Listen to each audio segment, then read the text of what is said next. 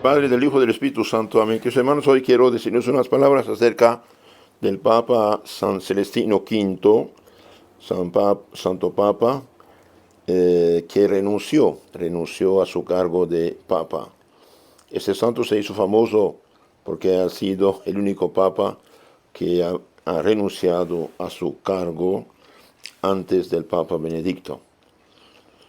San Celestino nació en 1215 en los Abruzos de Italia. Él mismo en su autobiografía narra cómo eran sus padres. Dice así: mis padres eran muy santos a los ojos de Dios y muy estimados por los vecinos a causa de su excelente comportamiento.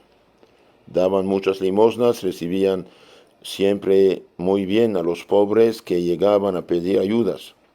Tuvieron 12 hijos, como el patriarca Jacob, y siempre pedían al Señor que alguno de sus descendientes lograra llegar al sacerdocio.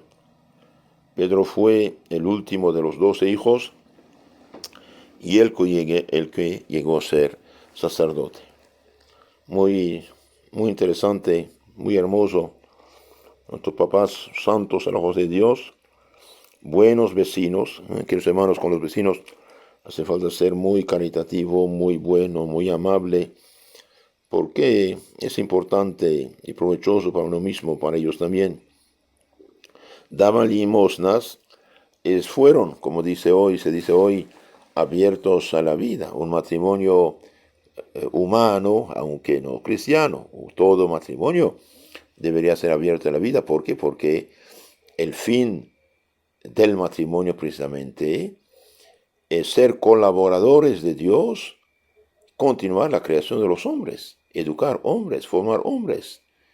Hoy quieren disfrutar de los dones de Dios en el matrimonio, pero sin el fruto, si Dios da fruto. Mira, aquí los papás de San Celestino tuvieron 12 hijos y el último, el número 12, llegó a ser sacerdote, incluso papa, igual que Santo Ignacio de Loyola, pienso era número 12 o 13, San Francisco Javier igual, Santa Teresa del Niño Jesús, etc. Su mejor maestra fue su propia madre, esto también muy importante. Ella se entristecía porque ninguno de sus hijos mayores mostraban inclinación hacia el sacerdocio o hacia la vida religiosa, pero el niño menor le decía: mamá, yo te daré la alegría de consagrarme a Dios. Viendo la mamá que Celestino tenía una gran inteligencia y muy buenas cualidades para el estudio, se propuso hacerle estudiar, aunque toda la familia se oponía a ello, y aunque tuvo que hacer muchos sacrificios para lograr costearle sus estudios.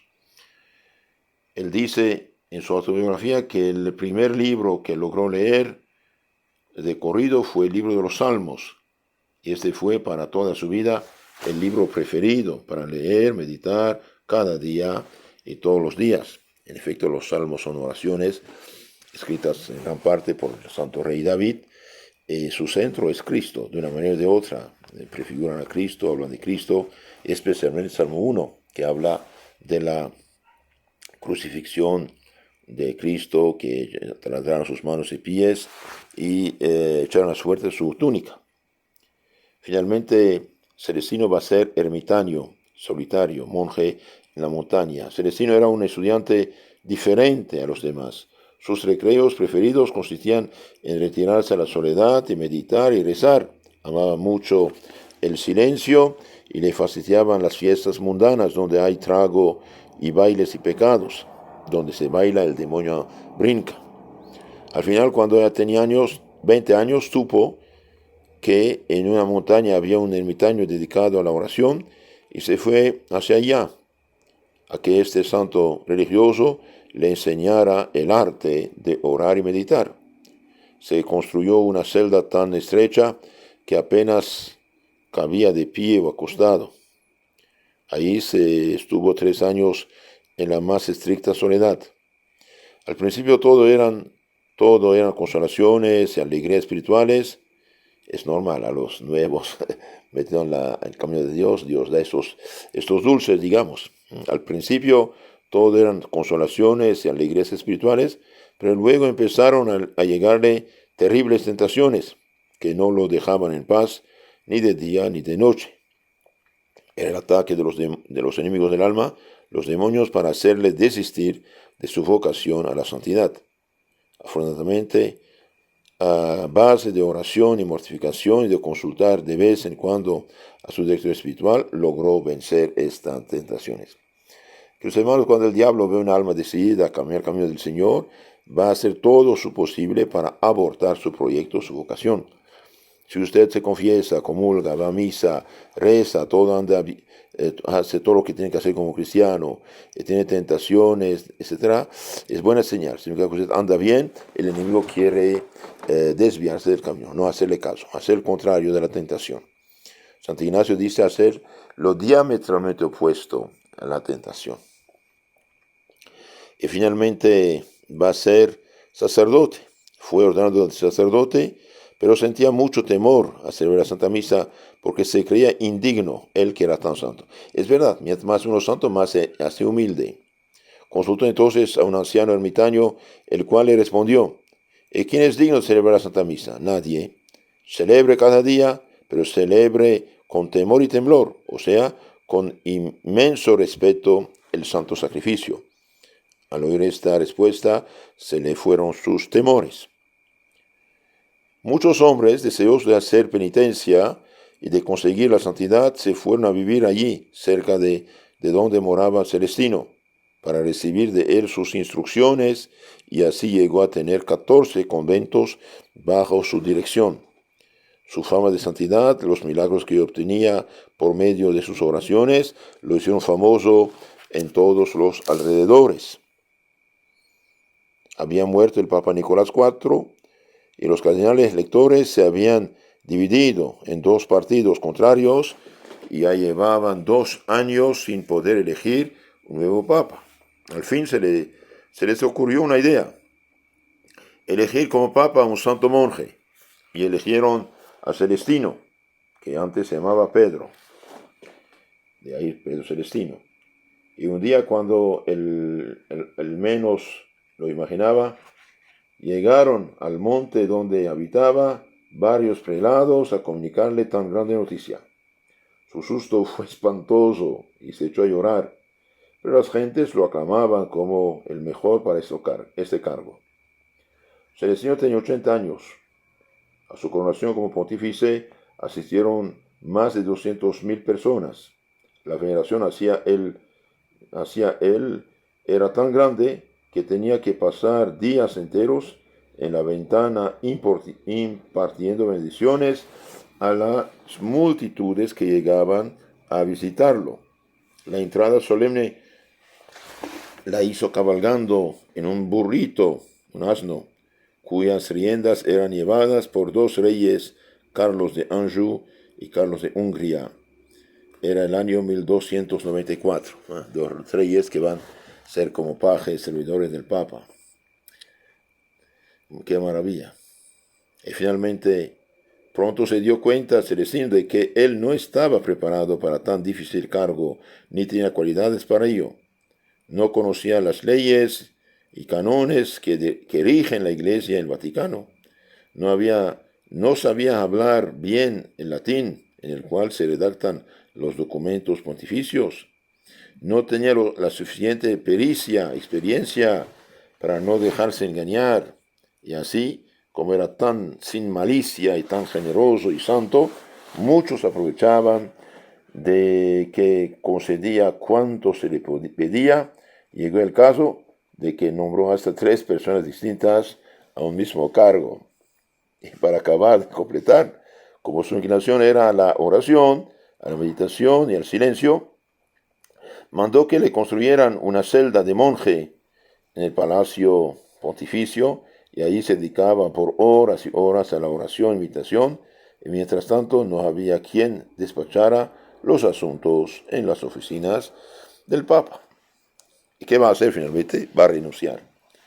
Él mismo reconoció que había sido un error el aceptar el cargo de Papa y se propuso renunciar. Es el primer caso que ha sucedido en la historia de la Iglesia, de que un Papa renuncie a su cargo. Primero publicó un decreto declarando que el sumo pontífice sí puede renunciar a su cargo. Luego reunió a todos los cardenales y les leyó su renuncia al pontificado y les pidió que nombraran a su sucesor. Y allí mismo se despojó de todos sus ornamentos pontificios y se vistió de simple monje y se propuso irse otra vez a la soledad a hacer oración. Era el 13 de diciembre de 1294. Apenas había sido pontífice durante 5 meses. Pero sucedió que su sucesor, el Papa Bonifacio VIII, al sentir que se formaba en Roma un gran partido en su contra y a favor de Celestino, mandó que volviera otra vez a la ciudad para apaciguar los ánimos. El santo no se quería saber ya nada más de esos asuntos materiales, salió huyendo. Pero fue puesto preso y llevado a un castillo donde lo encerraron como prisionero. Por 2 años estuvo ahí dedicado a rezar y meditar. Cuando algunos se quejaban de que lo tuvieran encerrado, decía: lo que yo siempre deseaba era tener una celda llena de silencio y de apartamiento de todo para poder dedicarme a la oración y a la meditación, ¿no? Lo que quiero es silencio, oración, meditación. Y esa celda me la han dado aquí. ¿Qué más puedo pedir? Murió santamente y fue declarado santo en el año 1313. San Celestino, recuérdanos a nosotros que vamos a encontrar mayor paz y tranquilidad dedicándonos a orar y meditar en silencio que gastando nuestro tiempo en demasiadas actividades materiales.